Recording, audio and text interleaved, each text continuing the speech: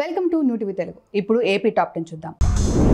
పేద ప్రజల కోసం ఎమ్మెల్యే ఆధ్వర్యంలో గూడూరు సిఎస్ఎం స్కూల్లో చెన్నై కేవీటీ ఆసుపత్రి బుజ్జమ్మ ట్రస్ట్ సౌజన్యంతో ఉచిత వైద్య శిబిరం నిర్వహించారు. ఎమ్మెల్యే డాక్టర్ పాసిం సునీల్ కుమార్ మాట్లాడుతూ పేద ప్రజలు వందలాదిగా తరలివచ్చి వైద్య శిబిరాన్ని సద్వినియోగం చేసుకోవటం సంతోషంగా ఉందన్నారు.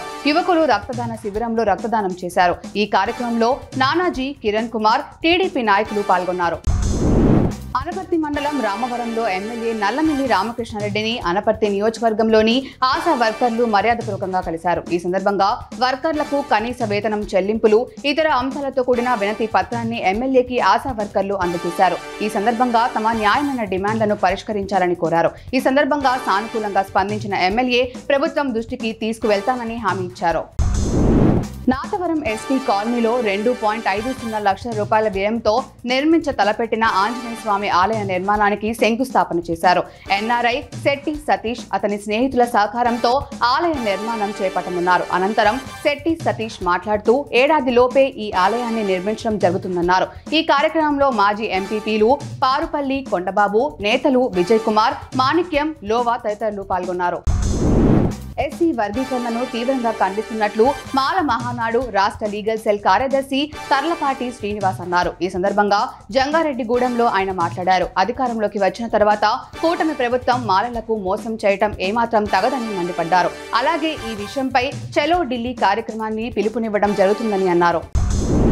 ఎస్సీ వర్గీకరణ తీర్పుకు వ్యతిరేకంగా ఈ నెల 21వ తేదీన చేపట్టే భారత్ బంద్ విజయవంతం చేయాలని ఐనవిల్లి మండల మాల మహానాడు అధ్యక్షుడు వెంకటేశ్వరరావు పిలుపునిచ్చారు.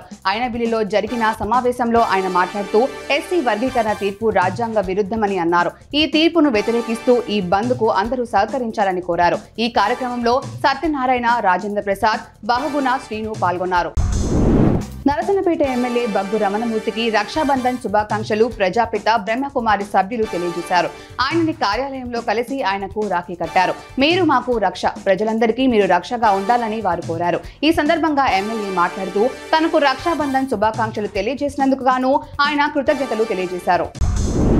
బెదురుకుప్పం మండలంలోని గొడుగుచింత గ్రామానికి చెందిన సుబ్రహ్మణ్యం రెడ్డి రోడ్డు ప్రమాదంలో గాయపడి మంచానికి పరిమితమయ్యాడు. బాధితుడికి జనసేన ఇన్ఛార్జి యుగేందర్ పొన్న స్థానిక కూటమి నాయకులతో కలిసి వీల్ చైర్ ను అందజేశారు. కూటమి ప్రభుత్వం తరపున అండగా ఉంటామని హామీ ఇచ్చారు. జనసేన మండల ప్రధాన కార్యదర్శి బెనర్జీ, నియోజకవర్గ బూత్ కన్వీనర్ యతీశ్వర్ రెడ్డి, చందారెడ్డి, మునిరత్నం పాల్గొన్నారు. ఐనవిల్లి మండలం వీరపల్లిపాలెం గ్రామంలో అమెరికన్ ప్రోగ్రెసివ్ తెలుగు అసోసియేషన్ అధ్యక్షుడు ముద్రగడ త్రినాథరావు ఆధ్వర్యంలో ఉచిత కంటి వైద్య శిబిరం ఏర్పాటు చేశారు. ముఖ్య అతిథిగా సర్పంచ్ బుచ్చిరాజు పాల్గొని శిబిరం ప్రారంభించారు. అనంతరం వైద్యులు 150 మందికి కంటి పరీక్షలు నిర్వహించి ఉచిత మందులు అందజేశారు. అవసరమైన వారికి కళ్లజొల్లు పంపిణీ చేశారు. విద్యారంగ సమస్యలపై అలుపెరగని పోరాటాలకు సిద్ధం కావాలని బీడీఎస్ఎఫ్ రాష్ట్ర కన్వీనర్ పగడాల రమేష్ పిలుపునిచ్చారు. బీడీఎస్ఎఫ్ ఆవిర్భావ దినోత్సవం సందర్భంగా ఆదోనిలోని ఆర్ట్స్ అండ్ సైన్స్ కాలేజీ ఆవరణలో బీడీఎస్ఎఫ్ జెండాను ఆవిష్కరించారు. విద్యా విలీన ప్రక్రియను వెనక్కి తీసుకోవాలని కోరారు. లేని పక్షంలో పెద్ద ఎత్తున పోరాటాలు చేస్తామన్నారు. పవన్, యుగంధర్, సాయి, మధు, పవన్ పాల్గొన్నారు. కోల్కతాలోని ఆర్జీకర్ మెడికల్ కళాశాలలో పీజీ చదువుతున్న వైద్య విద్యార్థినిని అత్యాచారం చేసి హత్య చేయడం దారుణమైన ఘటన అని, దీనిని ప్రతి పౌరుడు ఖండించాలని మంగళగిరి ఎయిమ్స్ వైద్యులు కోరారు. మంగళగిరి అంబేద్కర్ సెంటర్ వద్ద శాంతియుత ర్యాలీ నిర్వహించారు. అనంతరం కొవ్వొత్తులతో సంఘీభావం వ్యక్తం చేశారు. వైద్యులు, వైద్య విద్యార్థులు మాట్లాడుతూ నిందితులను ప్రభుత్వం కఠినంగా శిక్షించాలని డిమాండ్ చేశారు.